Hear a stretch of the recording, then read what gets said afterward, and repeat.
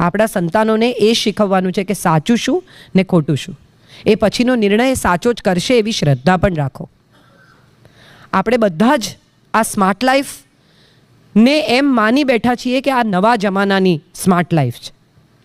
Pant પહેરવાથી, cigarette પીવાથી, અંગ્રેજી બોલવાથી, શરાબ પીવાથી, નોનવેજ ખાવાથી જો સ્માર્ટ થઈ જવાતું હોય તો દાઉદ ને બધા કેટલા સ્માર્ટ હોત.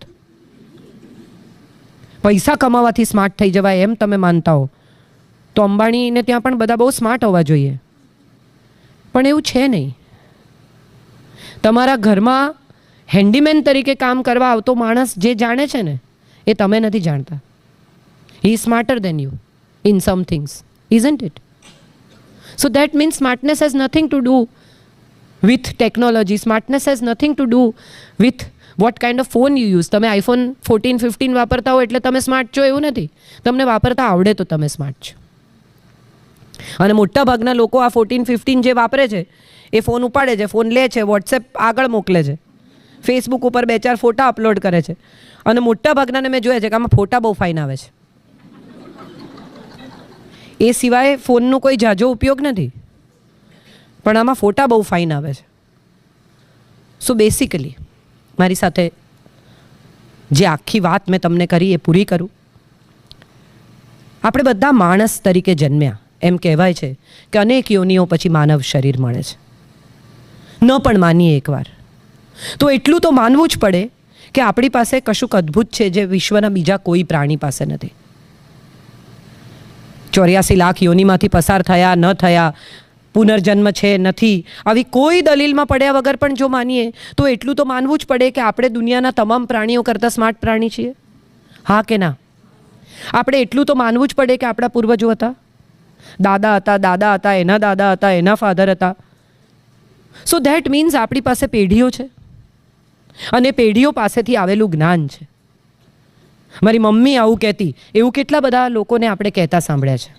મારા દાદી આમ કહેતા, મારા દાદી આવી રીતે તેલ નાખતા. તમને જેટલું યાદ છે એટલું જ તમને યાદ છે, એનાથી વધારે કદાચ તમને યાદ નથી. પણ યાદ નથી એટલે એનું અસ્તિત્વ નથી? છે. તમે ચાઇના નથી જોયું તો ચાઇના નથી? છે. ધેટ મીન્સ આપણી સંસ્કૃતિના મૂળ, એની ધરોહર બહુ ઊંડી છે.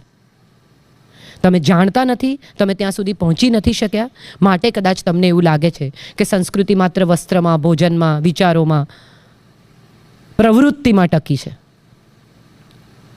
સંસ્કૃતિ ભીતર છે અને એને તમારે જ સાચવવાની છે. સ્માર્ટ લાઈફ તો સરસ જ છે અને જેમ તમે વધતા સમય સાથે કદમ નહીં મિલાવો તો તમે પાછળ જ રહી જશો. અર્થ એવો નથી કે ફોન ન વાપરો, અર્થ એવો છે કે ફોનને સ્માર્ટલી વાપરો. એ સ્માર્ટ ઇન્સ્ટ્રુમેન્ટ છે તો એને સ્માર્ટલી વાપરો. તમારા ઘરમાં કોઈ સ્માર્ટ ચીજ છે તો એને ઇન્ટેલિજન્ટલી વાપરવાનો પ્રયાસ કરો. એ ચીજ ઉપર તમારો આધાર નથી, એ ચીજ તમારા પર આધારિત છે. ધીરે ધીરે પરિસ્થિતિ એવી થઈ જાય કે આપણે આ સાધનો વગર જીવી જ ન શકીએ. તો અર્થ એ થયો કે આપણે આ સાધનો વગર જીવી ના શકીએ તો સાધન આપણા માટે કે આપણે સાધન માટે? આ સવાલ હું માનું છું બહુ મહત્વનો છે. મારી છેલ્લી વાત જ એ છે કે આ દુનિયા બહુ સુંદર છે. તમે ટ્રાવેલ કરો છો, ફ્લાઇટમાં જાઓ છો, દેશો જુઓ છો, દરેક દેશની જુદી સંસ્કૃતિ જુઓ તો જુદું ભોજન ખાઓ છો, તમે બધે જ ફરો છો. પાછા આવો ઘરે, અઠવાડિયું 10 દિવસ સ્પેન જઈ આવ્યા, યુરોપ જઈ આવ્યા, પેરિસ જઈ આવ્યા, પછી શું ખાઓ છો? કેમ? કેમ? ડાયજેશન થાય છે એટલે? તો શું છે સેટિસ્ફેક્શન? એ સેટિસ્ફેક્શન તમારી ભીતર રહેલી તમારી સંસ્કૃતિ સાથેનું અનુસંધાન છે. પેઢીઓથી જે ભોજન તમે કરો છો, પેઢીઓથી જે ભાષા તમે બોલો છો, પેઢીઓથી જે જીવન તમે જીવો છો, જે તમને વારસામાં મળ્યું છે, એની સાથે જેવું તમારું કનેક્ટ થાય છે કે તમારી ભીતર કશુંક શાંત થઈ જાય છે, કશુંક સરસ ફીલ થાય છે. અને સરસ ફિલિંગ છે ને એ તમારી સંસ્કૃતિ સાથેનું અનુસંધાન છે. એટલે જો વધુ સારું ફીલ કરવું હોય, વધુ શાંત થવું હોય, વધુ સુખ મેળવવું હોય, સગવડ નહીં, તો તમારી સંસ્કૃતિ તરફ પાછા ફરો. તમારી સંસ્કૃતિને જાણો, ઓળખો, વાંચો, ગૂગલ પર નહીં. ગૂગલ પર ફાલતુ ડિટેલ્સ છે અમુક, એમાં ન પડશો. એવું નક્કી કરો કે હું રોજ એક વાત એવી જાણીશ જે મારી સંસ્કૃતિ સાથે જોડાયેલી હોય. શિવ શક્તિ શું છે, શક્તિનું સ્વરૂપ શું છે, નવરાત્રિ આવે છે, નવ સ્વરૂપ કયા છે અને શેને માટે આ નવ સ્વરૂપ છે, ગરબો કેમ લાવીએ છે, એનો શું અર્થ છે. માનો ગર્ભ છે, એમાં રહેલો દીવો એ આત્મા છે. 9 દિવસ 9 મહિના આપણે એને રાખીએ છીએ અને પછી એને ફોડતા કે પલાળતા નથી, એને મંદિર મૂકી આવીએ છીએ જેમ છે એમ, કારણ કે ગર્ભ અખંડ રહેશે તો માનવ જાત અખંડ રહેશે.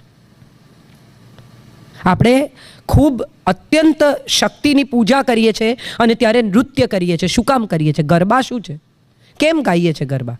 હવે તો જુલાઈમાં ગાય છે, એને કંઈ હવે બહુ નિસ્બત રહ્યો નથી, પણ 9 દિવસ જ કેમ ગરબા? શા માટે નૃત્ય? કારણ કે ભીતર રહેલી એનર્જી રિલીઝ થાય છે. આખું વરસ સ્ત્રી બંધાઈને રહી હોય, હવે એવું નથી, પણ ત્યારે એવું હતું કે ઘરની બહાર જ નથી નીકળતી. ઘરમાં, રસોડામાં, મહેમાનોમાં, પરિવારમાં, બચ્ચાઓમાં એની આખી જિંદગી 300 દિવસ આમાં ને આમાં વીતી ગઈ છે.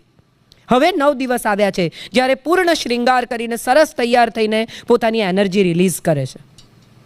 એની અંદર રહેલી જે આખી ઉર્જા છે એને એ બહાર કાઢે છે, માટે એને શક્તિનો ઉત્સવ કહે છે. ખબર નથી કેમ ગાય છે ગરબા? ગુજરાતી છીએ એટલે ના. I request all of you to read something about yourself. રોજ કશુંક તમારે વિશે નાનકડું વાંચો, શોધી કાઢો અને તમારા બાળકો સાથે શેર કરો. તમે એને પાસબુક આપી જશો, મકાન દુકાન આપી જશો, બહુ જ બધી સંપત્તિ આપી જશો, તો પણ તમે એને એ વારસો નહીં આપી શકો જેને તમે સાંસ્કૃતિક વારસો કહો છો. રોજ એમની સાથે એક નાની વાત શેર કરો. જ્ઞાન નહીં આપવાનું, ભાષણ નહીં કરવાનું, એક નાની વાત કે તને ખબર છે આજે મને આવી ખબર પડી, સહજતાથી, સરળતાથી. And I'm sure they will have an answers to so many things of they have not been answered so far, they have not known so far, they have not been connected to their basic roots so far. મકાન જેટલું ઊંચું બાંધવું હોય ને એટલા પાયા નીચા નાખવા પડે. એના મૂળ ઊંડા નહીં જાય ને તો એની પાંખો નહીં ઉડે. You can give only 2 things to your children, roots and wings. So give them roots. They'll utilize their wings better. Thank you so much.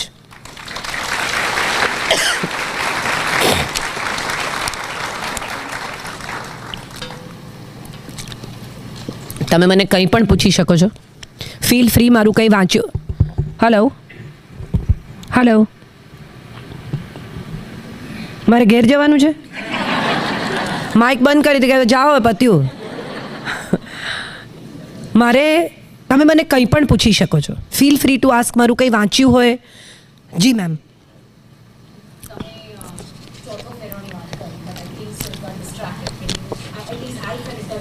નો, ચોથો ફેરો મોક્ષનો છે. જ્યારે તમે એને હૃદય સોંપો છો, તમારું અસ્તિત્વ સોંપો છો, ત્યારે તમે એને, when you give yourself to someone, when you surrender yourself to someone, then you give the rights to that person to take you ahead in life, to show you the right path, to make you a better person. And only a mother can create a better person out of someone who's been a child. સો ઋગ્વેદ, આની સાથે જોડાયેલો ઋગ્વેદનો એક આશીર્વાદ છે નવવધુને કે તને 10 પુત્રો થાવ ને તારો પતિ તારો 11મો પુત્ર બની રહો.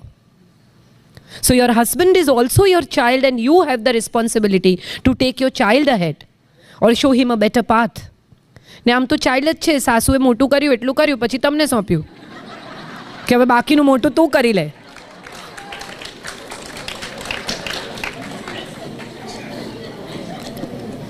હવે મારાથી નથી સચવાતો, હવે તું સાચવ. બહુ ભાઈ. સો મોક્ષનો ફેરો ચોથો છે ને એમાં સ્ત્રી આગળ એટલા માટે છે કારણ કે મોક્ષનો રસ્તો સ્ત્રીએ બતાવવાનો છે. અને what is moksha? In a way you are reborn as your child. So your DNA is kept in this world before you leave. So when your wife gives birth to a child which is born out of you, એ તમારો મોક્ષ છે એક પ્રકારનો, કે હવે તમે તમારી પાછળ કશુંક એવું મૂકીને જઈ રહ્યા છો કે જે તમારા અસ્તિત્વને સાચવશે. પુત્રથી વધુ એ પુત્ર વધુ, કુળ વધારે એ કુળ વધુ. કેટલા સુંદર શબ્દો છે આપણી પાસે. સહધર્મચારિણી, જે મારી સાથે ધર્મનું પાલન કરશે, ધર્મના માર્ગે મારી સાથે ચાલશે, એ સહધર્મચારિણી છે. બૈરી નહીં, બૈરા ના, જીવન સંગીની. કેટલા સુંદર શબ્દો આપણા શાસ્ત્રોએ આપ્યા છે, પણ આપણે એને ધીરે ધીરે એવા ઢાળી દીધા કે જેનો કોઈ મતલબ જ રહ્યો નહીં. જી, એનીથિંગ. મને એક ભાઈએ જેતપુરમાં પૂછેલું કે તમે 4 લગ્ન કર્યા છે? ત્યારે મેં એમને કહ્યું કે 2 થયા છે, 2 બાકી છે, તમને ઈચ્છા હોય તો. જી પ્લીઝ મેમ. Ya ma'am. જી જી બોલો બોલો. કોઈ હાથ ઊંચો કર્યો? I think yes please. Yes sir. I can't see you but yes.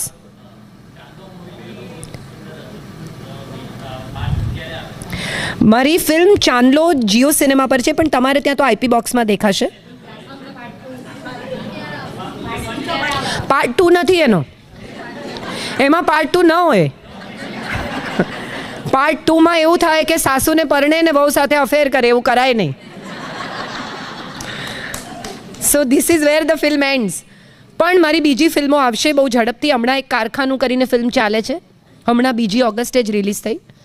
બીજી એક ફિલ્મ છે sweet 60 which is also on its way. And one more film I have done with Abhishek Shah, જો તમને ખબર હોય, હેલ્લારોનો ડિરેક્ટર. એની સાથે એક ફિલ્મ મેં કરી છે Umro, which is also on its way to release. Probably આ વર્ષના અંત સુધીમાં બધી ફિલ્મો રિલીઝ થઈ જશે. જી જી સર પ્લીઝ. જી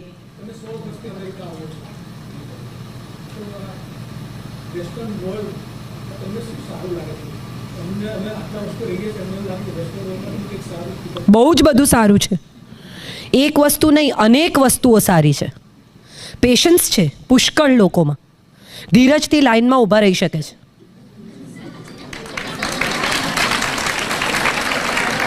રાતના 2 વાગે પણ કોઈ જોતું હોય કે ના જોતું હોય, લાલ લાઈટ હોય તો ગાડી ઊભી રહી જાય છે. આ પ્રામાણિકતા છે. અમે ઓસ્ટ્રેલિયા ઉતર્યા. વેસ્ટર્ન વર્લ્ડ એટલે not just America, I am looking at the entire west. અમે ઓસ્ટ્રેલિયા ઉતર્યા અને મારી સાથે એકતા કામ કરે છે. પહેલી વાર દુનિયામાં, first time in her life she was stepping out of India and she had come to another country. અમે બેસી ગયા ગાડીમાં, અમારા હોસ્ટ લેવા આવેલા, અમે હોટેલ પહોંચી ગયા અને પછી મેં કહ્યું પાસપોર્ટ આપતો, કે હા પાસપોર્ટ તો રહી ગયો. ક્યાં રહી ગયો? તો કે ટ્રોલીની આગળ જે પેલી નાની હોય એમાં એણે પર્સ મૂકી, બેગો લઈ લીધી, પર્સ રહી ગઈ. અમે પાછા એરપોર્ટ એને મેં મોકલી. શી વેન્ટ ધેર, ટ્રોલી ત્યાં જ પડી હતી, પર્સ ત્યાં જ પડી હતી, પાસપોર્ટ ત્યાંથી જ